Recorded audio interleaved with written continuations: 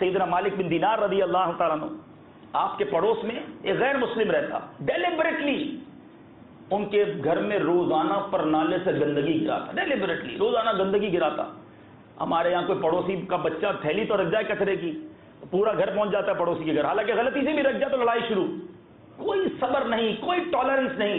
آج ہم کہتے ہیں ہنگامے کیوں ہو رہے ہیں، اتنا زیادہ فرسٹریشن کیوں ہے؟ ہم نے وہ صبر کا دامن ہی چھوڑ دیا، نبی پاک کی سیرت پر عمل چھوڑ دیا، بزرگان دین کا عمل دیکھیں۔ سیدنا مالک بن دینار کے گھر میں روزانہ دانستہ، روزانہ پھینکتا، آپ پانی ڈالتے دھو دیتے، پانی ڈالتے دھو دیتے۔ ایک دن وہ خود ہی پہنچ گیا، کہتا ہے آپ، میں روزانہ آپ کے گھر میں گندگی پھینکتا ہوں، آپ کو غصہ نہیں آتا؟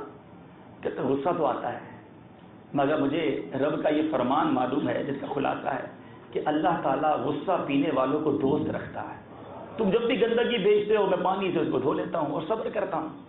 اس نے کہا جب اتنا پیارا آپ کا دین ہے، یہ گندگی بعد میں دھوئیے گا، میرے دل کی گندگی کو پہلے دھوئیے۔ غیر مسلم کلمہ پڑھ کر مسلمان ہو گیا۔ ہم تو مسلمانوں کو دھوکہ دے رہے ہوتے ہیں۔